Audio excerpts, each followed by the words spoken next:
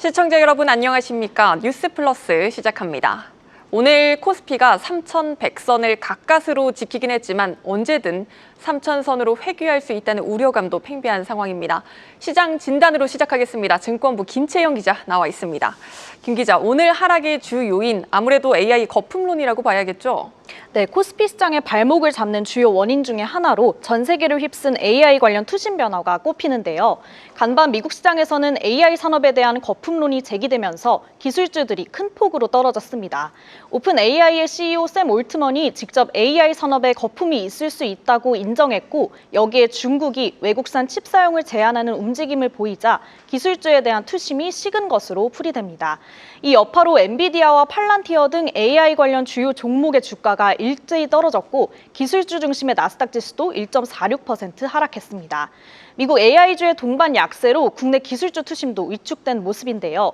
SK하이닉스는 3거래일 연속 하락세를 보였고, 삼성전자도 7만 원까지 내려앉았습니다. 이렇게 대장주가 무너지다 보니까 코스피는 4일 연속 하락세입니다. 사실 우리 증시의 하락세 어제 오늘 일이 아니었습니다. 일단 21일 미국 FOMC 의사록 공개, 22일에는 예정된 잭슨홀을 살펴봐야 우리 증시가 그나마 방향성을 찾을 수 있겠죠? 네, 시장은 한국 시간으로 21일에 공개될 7월 미국 FOMC 회의 의사록에 주목하고 있는데요. 지난주 7월 미국 소비자 물가지수 발표가 된 이후에 9월 FOMC에서 연준이 기준금리를 인하할 확률이 95%까지 확대됐지만 현재는 84% 수준으로 낮아졌습니다. 연준의 금리 인하 방향성을 살펴봐야 하고요.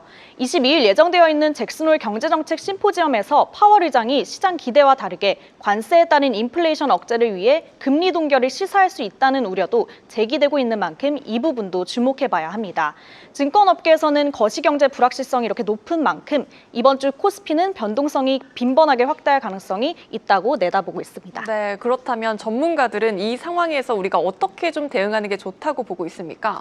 국내 증시에 사실상 지금 호재가 없는 상황이라 전문가들도 난감하다는 입장인데요. 주도주로 꼽혔던 조선, 방산, 원전도 최근에 약세로 돌아선 상황에서 국내 증시에 이렇다 할 주도주가 보이지 않는다는 점도 문제입니다. 증권가에선 국내 시장의 가장 큰 변수는 사실 대외적 이벤트가 아니라 주식 양도소득세 대주주 기준 논란과 같은 세제 개편안 관련 움직임이라고 보고 있는 만큼 대주주 기준이 어떻게 정해지는지가 관건입니다. 정책 불확실성이 길어지면 실망 매물이 출회할 가능성이 높아지고 코스피 지수가 3,000선까지 밀릴 수 있다는 우려까지 나옵니다. 정부가 코스피 5,000 특별위원회를 구성하는 등 국내 주식시장 활성화 의지는 강해 보이지만 최근 진정성에 대한 의심이 커지고 있는 만큼 시장의 흐름을 주시하며 대응할 필요가 있다는 조언입니다. 네, 여기까지 듣겠습니다. 증권부 김채영 기자였습니다.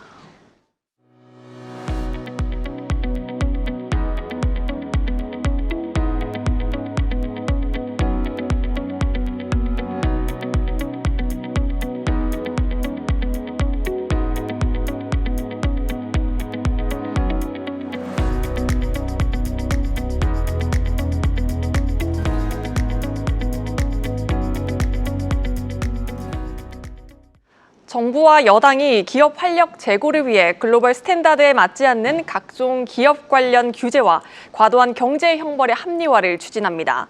기업 지배구조를 개선하고 국민연금 등 연기금의 기업 의사결정 개입 대상 범위는 확대하기로 했습니다. 세종 주재기자 연결해 자세한 내용 확인하도록 하겠습니다. 박승환 기자, 오늘 오전 당정협의회에서 조만간 발표되는 새 정부 경제 성장 전략에 대한 밑그림이 공개됐습니다. 정부의 구상 어떤 부분에 초점 맞추고 있습니까? 네, 당정은 오늘 오전 국회에서 협의를 마치고 기술 선도 성장, 모두의 성장, 공정한 성장, 지속 가능한 성장 기반 강화 등 4가지 밑그림을 공개했습니다. 핵심은 AI 대전환을 통해 3%대 잠재 성장률을 달성해서 세계 5강의 꿈을 가겠다는 목표인데요. 정부는 해당 내용을 담은 경제 전략을 확정해 발표하고 여당은 필요한 입법사항 처리에 협력할 방침입니다. 실제로 국회는 내일부터 일요일까지 본회의를 열고 그간 쌓여왔던 각종 쟁점 법안에 대한 표결에 들어가는데요. 오는 23일에 소위 노란봉투법으로 불리는 노조법 개정안이, 24일에는 두 번째 상법 개정안이 상정됩니다. 국민의힘이 필리버스터로 제동을 걸겠다는 각오입니다만 더불어민주당이 다수당인 점을 고려하면 국회 통과는 시간 문제입니다. 개정안이 통과되면 기업들의 경영상 부담이 상당할 것으로 예상되는데 이런 우려에 대해 글로벌 기준에 맞지 않는 과도한 규제나 경제 형벌을 합리화해 기업 활력을 높이기로 했습니다. 한정혜 더불어민주당 정책위의장입니다. 지배구조 개선과 관련한 상법 개정 이런 것들은 많이 했는데 관련해서 배임죄 부분은 좀 보완할 필요가 있다라고 하는 당내 코스피 5천 특위라든지 이런 데서의 의견도 좀 있습니다. 그래서 그런 것들이 합리화될 필요가 있고 그런 것들을 논의하는 저희 TF도 만들 생각입니다. 또 지속 성장 기반의 강화를 위해 지역 지배구조 개선에 대한 노력을 지속하기로 했고요. 이 차원에서 스튜어드십 코드 적용 확대 계획도 함께 공개됐습니다. 스튜어드십 코드가 대주주의 일방적인 회사 경영을 견제할 수 있는 대표적인 수단인 만큼 국민연금을 비롯한 기관 투자자들의 역할을 강화하고 기업 지배구조 개선을 유도하겠다는 겁니다. 네, 그리고 시장이 기다리는 건 대주주 양도소득세 부과 기준입니다. 아직까진 별다른 입장이 나오지 않고 있는 겁니까? 그렇습니다. 더불어민주당과 기획재정부가 좀처럼 이견을 좁히지 못하는 상황으로 풀이됩니다. 앞서 정청래 신희 대표가 빠른 시간 안에 국민께 알려드리겠다고 한 지가 보름 넘게 지났는데요. 당장 민주당은 대주주 과세 기준을 건드리지 않는 것이 좋겠다는 의견을 정부에 전한 것으로 파악됩니다.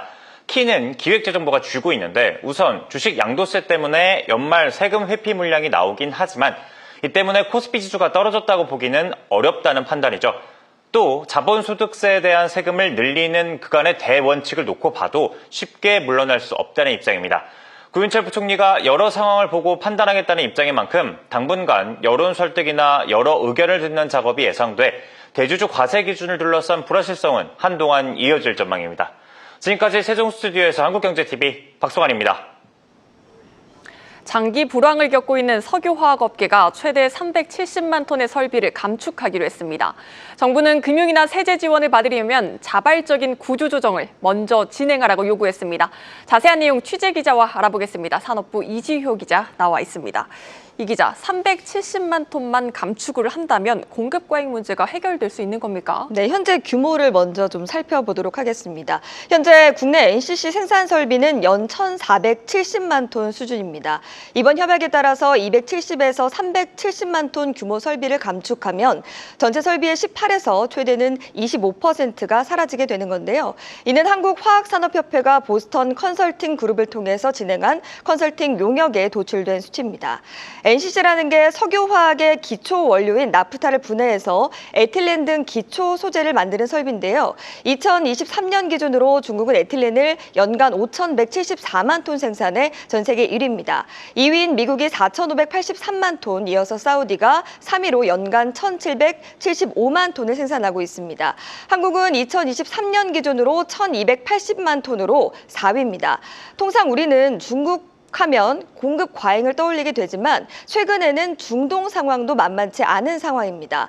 중동은 막대한 오일 머니로 원유를 뽑아낸 자리에서 석유화학 제품을 만드는 공장을 짓고 있는데요. 사우디를 비롯해서 중동 8개 국가에서 진행 중입니다. 이 프로젝트에서만 에틸렌이 연 1,123만 톤이 나오는데요. 우리나라와 같은 석유화학 생산 국가가 하나 더 생긴다고 보시면 될 것 같습니다. 이미 이렇게 공급하는 곳은 넘쳐나고 있는데 글로벌 수요 자체는 워낙 약한 상황입니다. 따라서 이번 대책대로 370만 톤을 감축한다고 해도 공급 과잉이 완전히 해소되지는 않을 것으로 보입니다. 다만 지금까지는 각사 이해관계와 또 입장이 달라서 이마저도 쉽지 않았던 상황이었습니다. 정부가 이번에 감축 목표량을 제시한 만큼 논의가 본격화할 수 있다는 분석이 나오고 있는데요. 이날 주요 10개 석유화학 기업이 참여하는 사업 재편 협약이 체결됐고요. 구체적인 사업 재편 계획을 연말까지 제출하면 이후 정부가 지원하는 구조로 이루어집니다. 네, 구속력 있는 조치는 아닙니다. 자율 합의가 원활하게 진행이 될 수 있을까요? 일단 이번 협약만 놓고 보면 기업이 자율적으로 재편안을 가져와라 이렇게 요구한 것은 사실입니다. 하지만 업계에서는 연말까지 사업 재편안을 가져오라는 이 최후 통첩이 담겼다고 보고 있습니다. 회의를 주재한 구윤철 경제부총리 발언 직접 들어보시겠습니다. 사업 재편을 미루거나 무임 성차하려는 기업에 대해서는 정부 지원 대상에서 배제하는 등 단호히 대처할 것입니다. 네, 정부는 기업이 제출하는 사업 재편 계획에 대한 타당성 등을 검토하고요. 이후에 필요한 금융이나 또 세제, 연구 개발 등을 지원하기로 했습니다. 현재로서 가장 유력하게 거론되는 방안은 정유사와 석유화학사 간의 수직적 통합입니다. 정유사는 원유를 정제하면서 나프타를 대량으로 생산하게 되는데요. 석유화학사는 이 나프타를 원료로 해서 에틸렌이나 프로필렌 같은 기초 소재를 만들게 됩니다. 정유사와 석유화학사가 통합하면 나프타 공급이 내부 거래로 바뀌게 되고요. 나프타의 가격 경쟁력을 확보할 수 있고 동시에 NCC 생산 능력도 조절할 수 있다라는 분석이 나오고 있습니다. 국내에는 여수와 대산, 울산 등 3대 석유화학단지에 총 10개의 NCC가 들어서 있습니다. 보통 규모가 100만 톤 내외이기 때문에 산단별로 설비를 최소 하나씩은 정리해야 합니다. 실제로 대산 석유화학단지에서는 롯데케미칼과 HD현대가 NCC 설비를 통합 운영하는 방안을 논의 중인 것으로 알려지고 있는데요. 롯데케미칼이 이곳에서 보유한 설비를 HD현대케미칼로 넘기고 HD현대오일뱅크가 현금 혹은 현물을 추가 출자하는 등의 방안이 유력하게 검토되고 있습니다. 네, 듣다 보니까 구체적인 지원책은 빠진 것 같습니다. 업계 반응은 어떻습니까? 네, 사실 구체적인 지원 정말 빠졌는데요. 업계에서는 특히나 공정거래법상 예외 적용이 이번 방안에 포함되지 않은 것에 대해서 상당한 아쉬움을 표했습니다. 한 업계 관계자는 하루하루가 위기인데 당장 도움이 될 방안이 없다 이렇게 토로했는데요. 이어서 정부가 좀 더 구체적인 대책을 제시해야 협상에 힘이 실릴 것이라고 덧붙이기도 했습니다. 실제로 석유화학 업계에서는 가장 중요한 과제로 공정거래법이 꼽혀왔습니다. 현행 공정거래법상 설비 감축을 논의하는 것 자체가 담합으로 간주돼서 처벌 대상이 되기 때문입니다. 전기료 인하가 빠진 부분도 마찬가지인데요. 에틸렌 같은 기초 석유화학 제품의 성패는 가격으로 결정이 됩니다. 전기료 인하로 원가 경쟁력이라도 가져갈 수 있도록 해야 한다는 게 업계의 의견입니다. 2022년부터 지난해까지 산업용 전기료는 실제로 70% 이상 상승했습니다.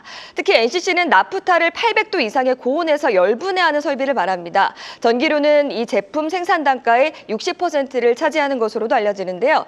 산업통상자원부 측은 공정거래법과 관련해서는 공정거래위원회를 포함해서 관련 부처가 협의 중이라고 전했는데요. 사업 개편을 어떤 식으로 하겠다는 명확한 케이스가 나오면 이에 맞춰서 추진하고자 한다라고도 밝혔습니다. 긴박하게 돌아가는 현장 상황과 이번 대책이 괴리가 있다라는 지적이 나오는 이유입니다.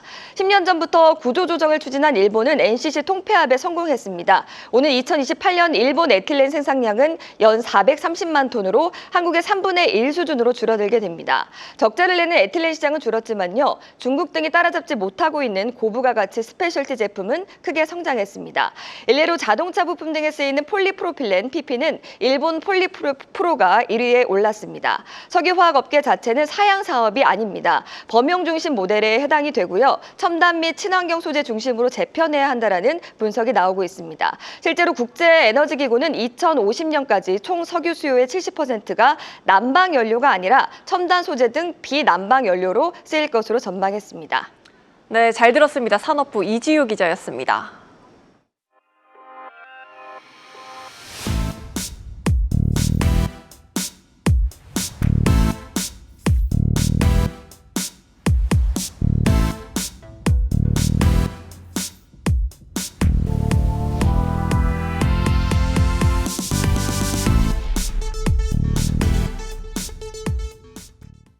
이재명 정부 들어 은행권이 그야말로 초비상입니다. 정부 정책 동원에 각종 과징금까지 하반기 최대 10조 원 규모의 과징금 부과가 예상되고 있습니다.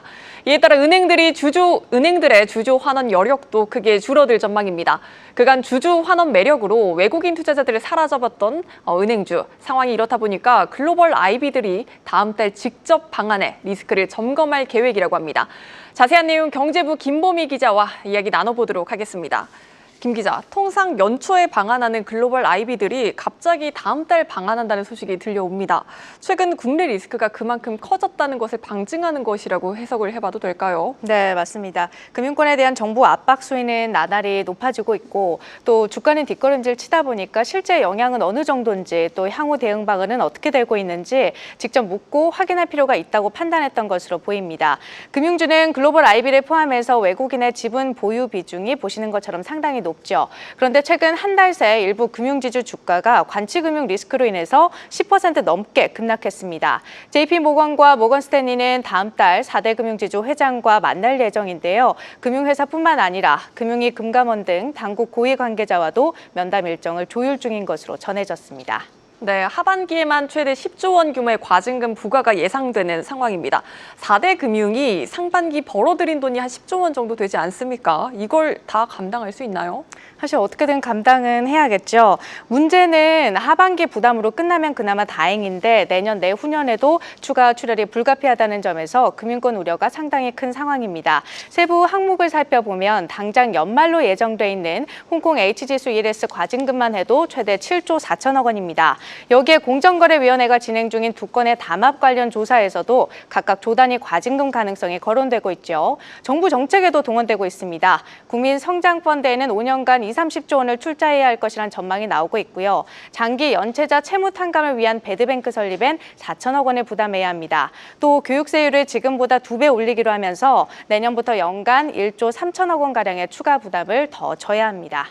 네, 이렇게 되면 당기 순이익이 크게 꺾일 테고 주주 배당도 당연히 크게 줄어들 수밖에 없을 것 같습니다. 실제로는 얼마나 줄어들까요? 4대 금융지주는 올 하반기 약 3조 8천억 원가량의 자사주 소각과 현금 배당을 계획하고 있는데요. 계획에 일부 차질이 생길 수 있다는 관측도 조심스럽게 나오고 있습니다. 금융권 부담을 최대 10조 원으로 잡았을 때 주주 환원의 기준이 되는 CET1은 4대 금융지주 기준 평균 13.37%에서 12.77%로 떨어질 것으로 추정되는데요. 이에 따라 하반기 주주 환원 예상 금액은 당초 3조 8,600여억 원에서 1조 3,500억 원 수준으로 낮아질 것이라는 전망이 나옵니다. 한 금융권 관계자는 CET1 비율이 하락하더라도 감소분에 맞춰서 경직적으로 주주 환원액을 감액하진 않을 것이라고 전했는데요. 애써 늘려놓은 주주 환원인 만큼 감익 여건 속에서도 최대한 주주 환원 여력을 확보하는 데 애쓴다는 계획입니다. 금융사들이 지금 당장 할 수 있는 조치로는 비은행 자회사 배당 확대나 또 신종 자본증권 후순위채 발행 등이 꼽히고 있습니다. 네, 경제부 김보미 기자였습니다.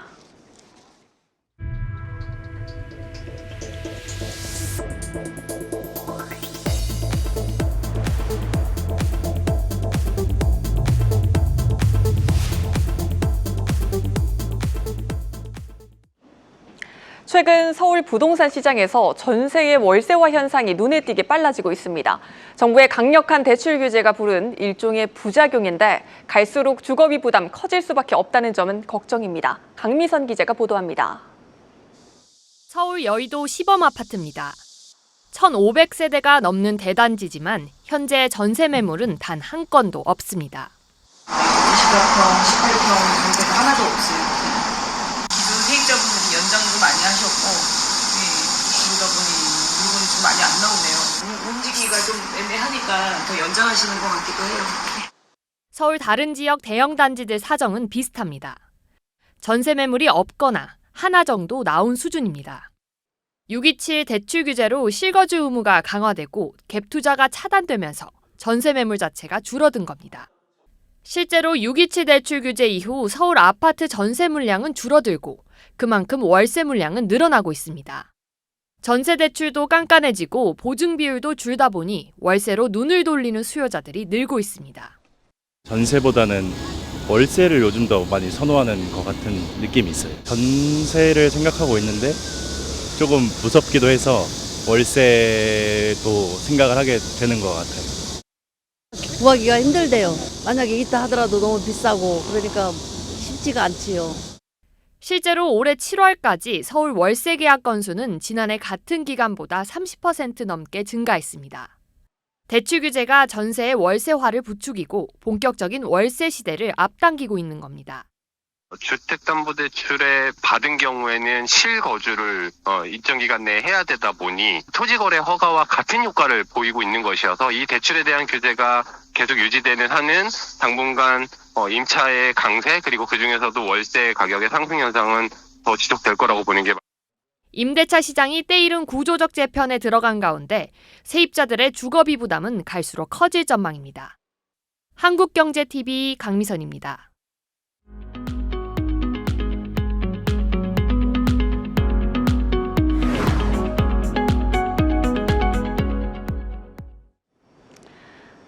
최근 도널드 트럼프 미국 대통령이 대마초를 덜 위험한 약물로 재분류하겠다고 하자 15조 원에 달하는 의료용 대마 시장이 주목받고 있습니다. 국내 제약 바이오 기업들도 연구 개발에 속도를 내면서 글로벌 진출 기대감이 높아지고 있습니다. 산업부 이서우 기자와 살펴보겠습니다. 이 기자, 대마초를 덜 위험한 약물로 재분류하겠다는 트럼프 대통령의 발언, 시장에선 관련 산업을 본격적으로 키우겠다 이런 의지로 해석을 하고 있죠? 맞습니다. 이 의료용 대마가요, 미국에서는 50개 중 가운데 이제 40개 주 이상에서 법적으로 허용을 하고 있는데요. 이제는 연방정부 차원에서도 제한을 완화하겠다는 겁니다. 완전히 합법화하겠다는 건 아니지만 제한을 대폭 완화하겠다는 그런 취지인데요. 현재 미국 연방법에 따르면 이 대마는 가장 위험한 1급 약물로 분류돼서 산업화는 물론 의약품 연구에도 제약이 있었습니다. 이번 논의를 통해서 덜 위험한 3급 약물로 재분류해 연구개발 진입장벽을 낮추고 기업에 대한 세금 감면을 지원하는 방안을 검토할 것으로 보입니다. 이 대마에서 추출되는 칸나비디올이라고 하는 이 성분이요, 중독성은 없지만 스트레스 완화와 수면 개선 효과가 있는 것으로 알려지면서 최근에는 의약품뿐만 아니라 젤리나 음료에도 쓰이고 있습니다. 실제로 이 유럽에서는 이 CBD가 들어간 음료 브랜드들이 출시되고 있는데요. 기존의 이 탄산음료나 주류를 대체하는 건강음료라는 이미지로 급성장하고 있습니다.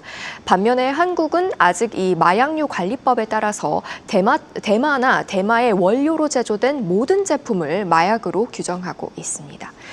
전 세계 CBD 시장 규모를 살펴보면요, 지난해에만 우리 돈 약 15조 4천억 원을 기록했고 오는 2032년에는 150조 원 이상으로 커질 것이란 전망이 나옵니다. 네, 아직 국내는 제한이 있기 때문에 해외 시장을 타깃으로 국내 기업들도 의료용 대마의 연구 개발 속도를 내고 있는 상황입니다. 특히 최근 해외 기술 수출 성과가 기대되는 기업도 있다고요? 네, 현재 파마 리서치가 최대 주주인 이 CTC 바이오라고 하는 바이오텍인데요. 이 기존에 이 오일로 되어 있었던 의료용 대마 치료제를요, 입에서 녹이는 그런 필름으로 자체 개발했습니다. 지난 2021년부터 국책 사업에 참여해서 이 소아용 뇌전증 치료제인 영국 제약사의 에피디올렉스라고 하는 이 제품을 필름 제형으로 개발해낸 건데요. 상용화에 대비하기 위한 이 시범 생산과 특허 출원까지 완료한 상태입니다. 다만 국내에서는 이 연구만 부분적으로 지금 허용이 되고 있기 때문에 상업 생산을 위한 이 제도화가 이루어지지 않아서 아직까지 본격적인 임상에는 진입하지 못했습니다. 이 CTC 바이오는 필름 제형 기술을 해외 기업에 대신 수출을 해서 글로벌 임상에 진입하는 그런 전략을 세우고 있습니다. CTC 바이오 관계자는 일본과 대만 기업 등이 이 필름 제형 구현 기술에 일찍이 관심을 보이고 미팅을 가졌다고 밝혔습니다. 네, 또 유한 건강 생활과 인벤티지랩은 한 달에 한 번만 주사해도 기존 대비 효과가 오래 지속되도록 약물을 개발해서 현재 호주에서 임상을 준비하고 있다고요? 네, 이 유한 건강 생활이 보유한 의료용 대마 후보 물질이 있는데 여기에 인벤티지랩의 피하 주사제 변경 기술을 적용을 해서 지금 개발을 하고 있습니다. 이 현재 진행 중인 독성을 확인하는 비임상은 올 4분기 완료될 것으로 예상이 되고요. 이렇게 되면 이제 임상이 잘 진행이 되면 의료용 대마를 이제 최근에 인기인 이런 위고비 같은 비만이나 당뇨 치료제와 동일한 방식으로 피하 주사제로 이제 투여를 받을 수 있는 겁니다. 또 약효가 유지되는 기간도 일주일에 한 번을 넘어서 한 달에 한 번만으로도 기존 의약품 대비 효과가 오래 지속되는 장기 지속형 주사제로 개발하고 있습니다. 유한 건강 생활과 인벤티지랩은 비임상이 종료되는 즉시 의료용 대마가 합법화된 호주에서 임상 일상을 신청한다는 계획입니다. 특히 아직까지 상용화는 물론이고 임상에 진입한 이 장기 지속형 주사제 형식의 의료용 대마 치료제 후보 물질은 아직 없기 때문에요. 시장을 선점할 수 있을 것이란 기대가 나옵니다. 네, 또 신흥 강자 중에서 코스닥 상장을 준비하는 기업도 있다는 소식이 들리던데요. 네, 네오켄 바이오라고 하는 기업입니다. 그러니까 잔여 마약 성분을 완전히 제거하고 또 질환 치료 효과가 있는 이 CBD 성분만을 고순도로 추출하는 데 성공했습니다. 이 CBD 성분을 그러니까 같은 양의 원료에서도 CBD 성분을 경쟁사보다 한 번에 더 많이 뽑아낼 수 있기 때문에 생산 단가를 크게 낮출 수 있는 게 경쟁력인 거죠. 특히 이 글로벌 시장 조사기관에서 시행한 의료용 대마 바이오 벤처 평가에서요, 이 네오켄이 13위를 차지를 했습니다. 있습니다. 이게 국내 기업 중에 유일하게 상위 20위권 안에 든 건데요. 이 네오캠바이오는 현재 수입하고 있는 이 의료용 대마 치료제인 에피디올렉스의 국산 제네릭을 2년 안에 출시해서 매출을 낸다는 목표입니다. 올해 시리즈 C 등을 진행을 해서 1,000억 원 이상의 투자금을 확보하고 내년 말 코스닥 상장을 준비한다는 계획입니다. 네, 여기까지 듣겠습니다. 산업부 이서우 기자였습니다.